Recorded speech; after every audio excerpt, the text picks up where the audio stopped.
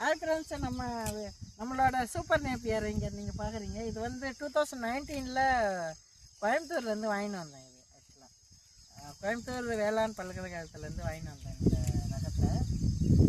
இதை பாருங்கள், இது போட்டு இது வரைக்கும் கட் பண்ணவே இல்லை. இது ஒரு 8-9 மாதம் பயிர். இது வந்து பார்த்திங்கன்னா நல்லா சூப்பராக கணுக்கள் வந்து நாங்கள் வளர்ந்துருக்கு. இதை பாருங்கள், செடி இன்னும் இந்த மாதிரி ஒரு 2 ஹைட்டு வரும்.